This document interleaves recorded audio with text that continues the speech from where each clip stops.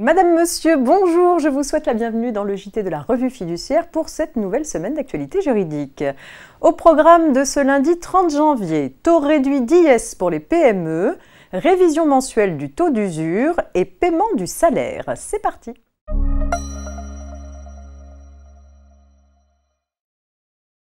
Vous le savez, les entreprises soumises à l'impôt sur les sociétés qui réalisent un chiffre d'affaires inférieur à 10 millions d'euros peuvent, sous certaines conditions, bénéficier d'un taux réduit d'IS de 15%. Jusqu'à présent, ce taux réduit s'appliquait à la fraction de bénéfices n'excédant pas 38 120 euros. Ce plafond vient d'être porté à 42 500 euros. Au-delà de ce montant, c'est le taux de droit commun de 25% qui s'applique. Ce nouveau seuil entre en vigueur pour l'imposition des résultats des exercices clos à compter du 31 décembre 2022.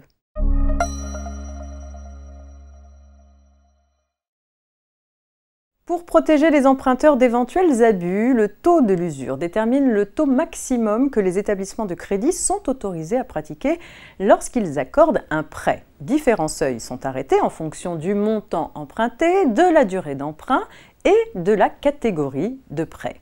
D'ordinaire, la Banque de France calcule ces taux à la fin de chaque trimestre pour le trimestre suivant à partir des taux effectifs moyens pratiqués par les établissements de crédit, augmentés d'un tiers. Les nouveaux seuils ainsi fixés sont publiés au journal officiel. Suivant la recommandation du gouverneur de la Banque de France, le ministre de l'Économie a décidé de déroger temporairement à la fixation trimestrielle du taux d'usure au profit d'une révision mensuelle. À compter du 1er février 2023 et jusqu'au 1er juillet 2023, la révision des seuils de l'usure et leur publication auront donc lieu chaque mois, une solution qui permet de lisser leur évolution dans le temps durant la période actuelle de remontée rapide des taux. Cette mesure temporaire vise à éviter que les taux d'usure ne deviennent trop contraignants et limite l'accès au crédit de certains emprunteurs.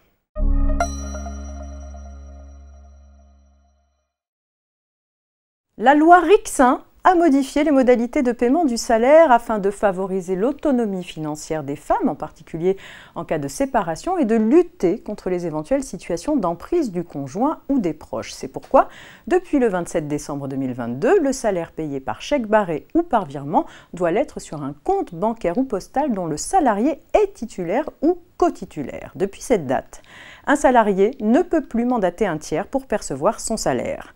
Le site Service Public rappelle que les employeurs sont tenus de respecter ces nouvelles règles si ce n'est pas déjà fait. Ils doivent donc contrôler les identités référencées sur les justificatifs des comptes bancaires ou postaux. Lorsque les salariés ne sont pas en conformité avec le nouveau cadre légal, les employeurs doivent leur demander un justificatif de compte bancaire ou postal à leur nom ou attestant de leur qualité de co-titulaire du compte. C'est la fin de cette édition. Excellent début de semaine à toutes et à tous.